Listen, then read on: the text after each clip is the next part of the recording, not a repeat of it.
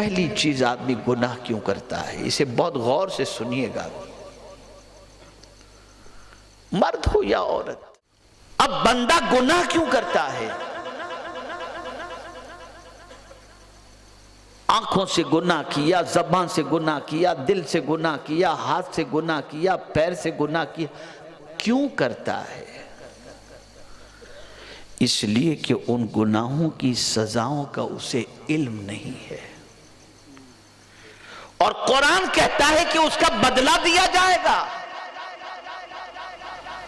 اگر بندے کو پتا چل جائے کہ گناہ کی سزا کیا ہے تو گناہ کے تصور سے کانپے گا، گناہ کے تصور سے ڈرے گا۔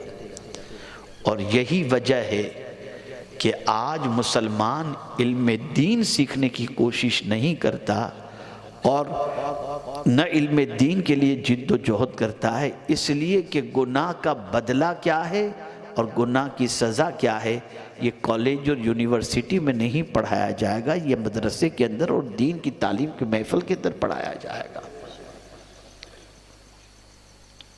ہم بھی انسان ہیں، آپ بھی انسان ہیں،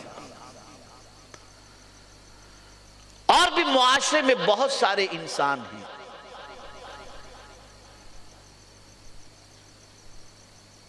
لیکن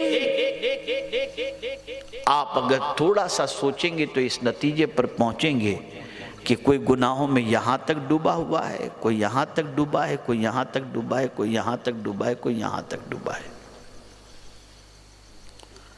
اور اگر کہا جائے بچتے کیوں نہیں، ارے ماحول تو آپ دیکھیے حضرت، کیسے بچ پائیں گے؟ عورتیں ایسے کپڑے پہن کر نکلتی ہیں کہ آدمی بچ ہی نہیں سکتا نگاہوں سے۔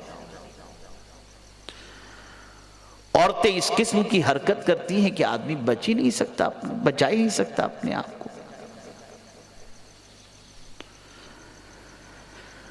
اور یہی حال مردوں کا ہے کہ عورتیں ان کی حرکتوں سے نہیں بچ پاتی۔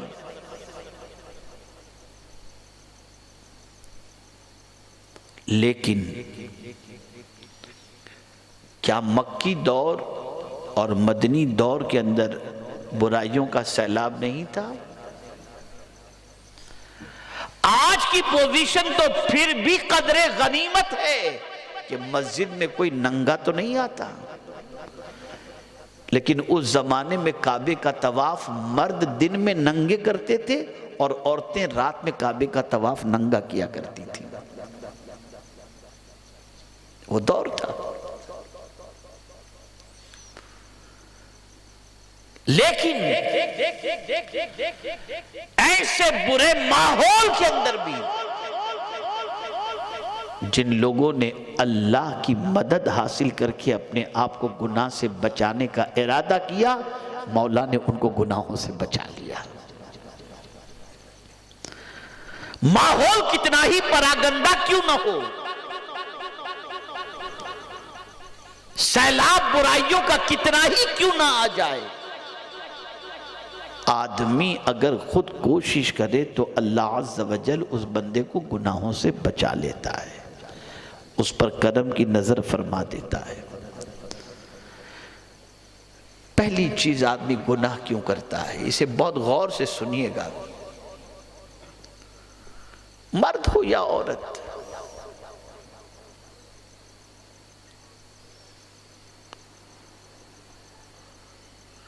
ایک تصور اس کے ذہن میں ہوتا ہے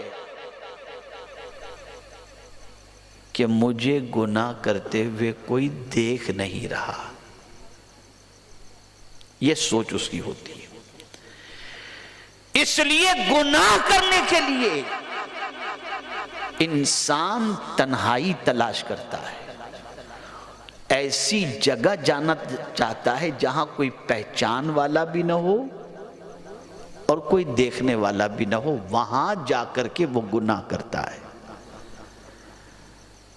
لیکن یہاں ایک جملہ آپ کی سماعتوں کے حوالے کروں، جب کوئی بندہ ایسی جگہ پہنچ کر جہاں کوئی دیکھنے والا نہیں گناہ کا ارادہ کرتا ہے تو سوچتا ہے پہلے پردہ گرا دوں، دروازہ بند کر دوں، کھڑکی بند کر دوں، کوئی دیکھ نہ لے، اس وقت اللہ اس بندے سے فرماتا ہے بندے کوئی نہ دیکھ سکے اس کے لیے تو نے سب بند کر دیا، میں بھی نہ دیکھ سکوں اس کے لیے نے کچھ بند کیا، کیا مجھ سے بھی تو چھپے گا؟ آدمی سب سے چھپ سکتا ہے، اپنے رب سے نہیں چھپ سکتا۔ 1000 دروازے بند کر لو، 1000 پردے لگا لو، 1000 تنہائیاں تلاش کر لو، شہر چھوڑ کر کسی اور علاقے میں جا کر کے گناہ کا ارادہ کر لو، سب سے چھپ سکتے ہو، رب سے چھپ نہیں سکتے۔ پہاڑوں میں نہیں چھپ سکتے، غاروں میں نہیں چھپ سکتے، آسمان میں نہیں چھپ سکتے، زمین میں نہیں چھپ سکتے۔ اسی لیے قرآن نے کہا ان اللہ لا یخفی علیہ شیء فی الارض ولا فی السماء، زمین و آسمان میں کوئی چیز ایسی نہیں جو اللہ سے چھپی ہوئی ہو۔ نادانوں سب سے شرم کرتے ہو، رب سے شرم نہیں کرتے؟ کیا سب اس لائق ہے کہ ان سے شرم کی جائے اور رب اس لائق نہیں ہے؟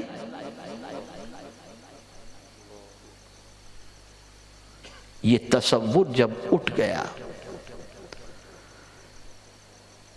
یہ خیال جب ذہن سے نکل گیا اور یہ توجہ جب دل و دماغ سے ہٹ گئی، تو پھر انسان گناہ کرنے کے سلسلے میں بے باک ہو گیا، بے خوف ہو گیا۔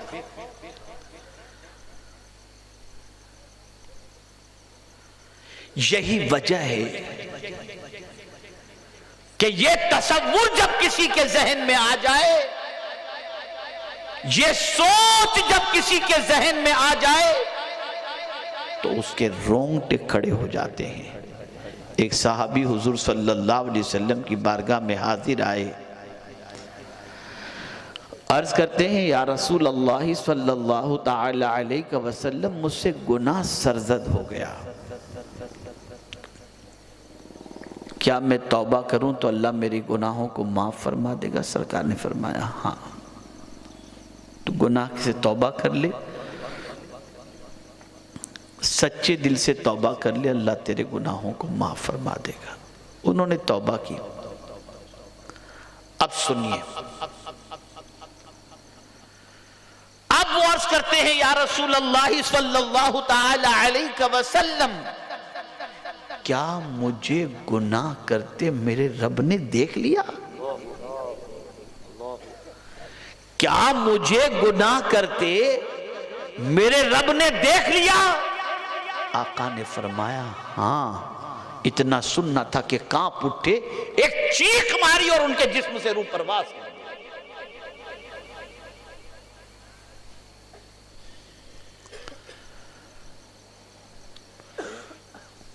جو 1 مہینے کی تنخواہ دیتا ہے اس کے یہاں کام کرتے ہوئے آپ چوری کرنے سے ڈرتے ہو، اور اگر وہ چوری کرتے ہوئے دیکھ لے تو آپ کی رات کا کھانا اور دن کا چین ختم ہو جاتا ہے کہ میرے سیٹھ نے مجھے چوری کرتے ہوئے دیکھ لیا۔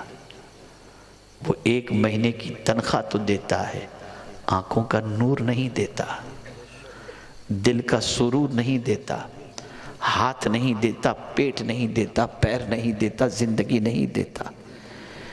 لیکن 1 مہینے کی تنخواہ دینے والا سیٹھ اگر چوری کرتا ہوا دیکھ لے تو تمہاری رات کی نیند اڑ جاتی ہے، لیکن زندگی دینے والا رب اس کی امانت میں خیانت کرتے ہوئے صبح و شام تمہیں دیکھ رہا ہے اور تمہیں کوئی احساس تک نہیں،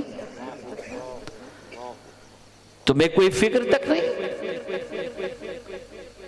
تمہیں کوئی ڈر تک نہیں۔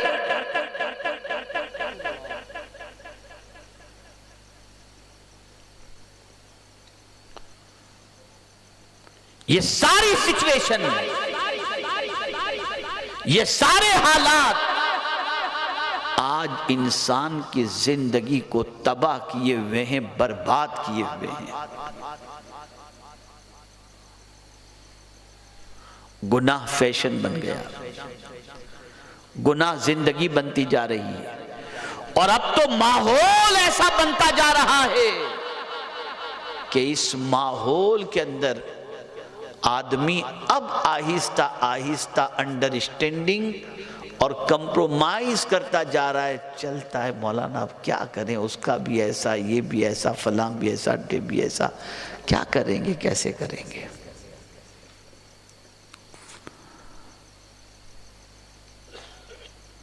تو گویا ہم نے یہ منصوبہ بنا لیا ہے، یہ پلان اپنے اندر سیٹ کر لیا ہے کہ ہمیں گناہ کرنا ہے، معاذ اللہ۔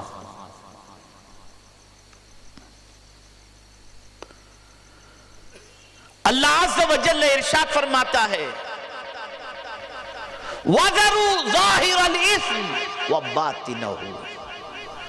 گناہ صرف یہ نہیں کہ آنکھوں سے کیا جائے، گناہ صرف یہ نہیں کہ ہاتھوں سے کیا جائے، گناہ صرف یہ نہیں کہ پیروں سے کیا جائے، گناہ دل سے بھی ہوتا ہے، گناہ زبان سے بھی ہوتا ہے۔ دل میں کسی کے لیے کینہ رکھو یہ بھی گناہ ہے، دل میں کسی کے لیے حسد رکھو یہ بھی گناہ ہے، دل میں کسی کے لیے بغض رکھو یہ بھی گناہ ہے، زبان سے کسی کو اذیت پہنچاؤ یہ بھی گناہ ہے، آنکھوں سے جن چیزوں کو نہ دیکھنے کا حکم اللہ نے دیا وہ دیکھنا بھی گناہ ہے، کانوں سے گانے اور غزلیں اور غیبت اور چغلی سننا بھی گناہ ہے، ہاتھوں سے بھی اگر کوئی اللہ نے جن چیزوں کو چھونے کا حکم نہیں دیا اور روکا ہے ان چیزوں کو چھونا یا پکڑنا وہ بھی منع ہے، پیروں سے ان راستوں پر جانا جن راستوں پر جانے کے لیے اللہ نے منع فرمایا وہ بھی منع ہے اور حرام ہے، اور گناہ ان چیزوں سے بچنا چاہیے۔ اللہ نے یہ نہیں فرمایا کہ صرف ظاہری گناہ سے بچو، بلکہ فرمایا وَذَرُوا ظَاهِرَ الْإِثْمِ وَبَاطِنَهُ۔ ظاہری گناہ سے بھی بچو اور باطنی گناہ سے بھی بچو، ہاتھوں سے بھی گناہ نہ کرو اور دل سے بھی گناہ نہ کرو۔ میں پوچھنا چاہتا ہوں، اللہ تو گناہوں سے بچنے کا حکم دیتا ہے اور مسلمان گناہ کرنے کی طرف مائل ہے، وہ گناہ کی طرف بڑھ رہا ہے، وہ گناہوں کے دلدل میں ڈوب رہا ہے، صبح اٹھنے سے لے کر رات کے سونے تک گناہوں کی پلاننگ چلتی ہے۔ یہ جملہ یاد رکھیے گا، گناہ میں شرمندگی ہے، تابندگی نہیں، اور نیکی میں تابندگی ہے، شرمندگی نہیں ہے۔ کوئی گناہ ایسا ہے ہی نہیں جس کے ساتھ آدمی کو شرمندہ نہ ہونا پڑے، اور کوئی نیکی ایسی ہے ہی نہیں جس کو کرنے کے بعد بندے کو خوشی نصیب نہ ہو سکے۔ لیکن آج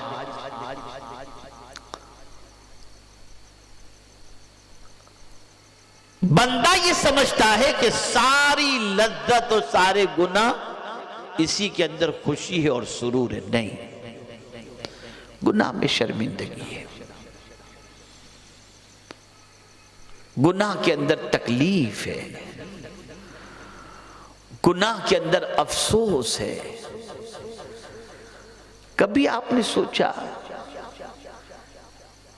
کہ مچھر سے ہم ڈر جاتے ہیں، چوہے سے ڈر جاتے ہیں، اور ہماری بعض بہنیں تو وہ کاکڑوں سے ڈر جاتی ہیں، چھپکلی سے ڈر جاتی ہیں، یہ سب چیزوں سے ڈر جاتے ہیں، اور جو حالات دنیا کے حالات کے اوپر جو نظر رکھتے ہیں وہ حالات دیکھ کر ڈر جاتے ہیں، خبریں سن کر ڈر جاتے ہیں، فلاں جیت گیا فلاں ہار گیا سن کر کے ڈر جاتے، اب کیا ہوگا؟ یہ ساری چیزیں گناہوں کی وجہ سے ہیں، اس لیے کہ گناہ انسان کو کمزور بنا دیتا ہے، اور اس کی طاقت کو اس سے چھین لیتا ہے۔ کیا وجہ ہے؟ اللہ والے شیر پر سوار ہو کر کے نکلتے تھے، وہ شیر کو دیکھ کر کے نہیں ڈرتے تھے بلکہ شیر کو کہہ دیتے تھے، تو شیر دم ہلاتے ہوئے ان کے پیچھے پیچھے چلتا تھا۔ وجہ یہ ہے وہ اللہ سے ڈرتے تھے تو ساری کائنات ان سے ڈرا کرتی تھی، لیکن ہم سب سے ڈرتے ہیں، رب سے نہیں ڈرتے۔ تو گناہ کرنے کی ایک وجہ یہ ہے کہ یہ تصور ذہن سے نکل گیا کہ اللہ دیکھ رہا ہے، یہ تصور ذہن سے نکل گیا۔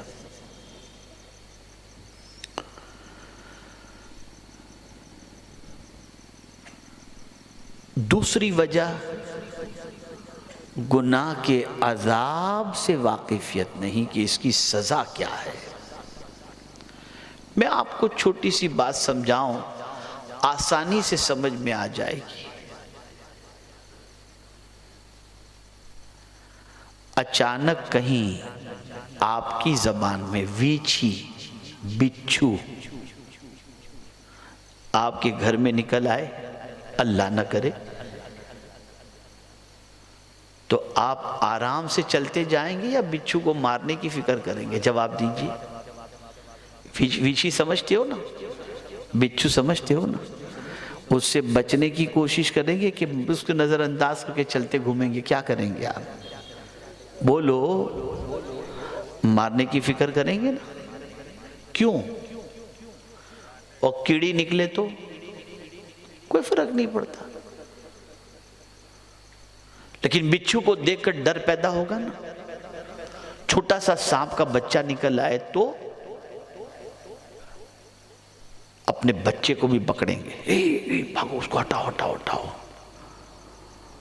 خود بھی بچیں گے، بچے کو بھی بچائیں گے، اس لیے کہ آپ کو معلوم ہے کہ بچھو کاٹے گا تو مر جائیں گے۔ یہ علم ہے آپ کے پاس، آپ کے پاس یہ علم ہے کہ سانپ کاٹے گا تو مر جائیں گے، تو اس علم کی بنیاد پر بچھو سے بھی بچتے ہو، بچے کو بھی بچاتے ہو، سانپ سے بھی بچتے ہو، بچے کو بھی بچاتے ہو، لیکن آپ کو یہ معلوم ہی نہیں ہے کہ زنا کی سزا کیا ہے، غیبت کی سزا کیا ہے، چغلی کی سزا کیا ہے، نماز قضا کرنے کی سزا کیا ہے، یہ معلوم ہی نہیں۔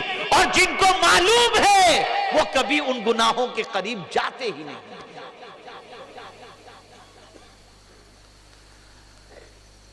اور ولی کی تعریف بہت زیادہ سجدہ کرنے والا نہیں بتایا گیا،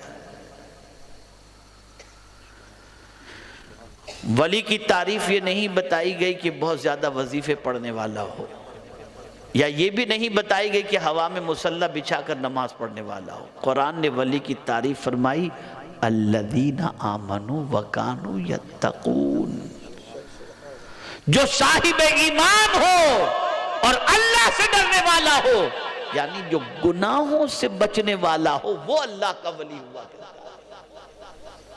آج گناہ عام ہوتا جا رہا ہے۔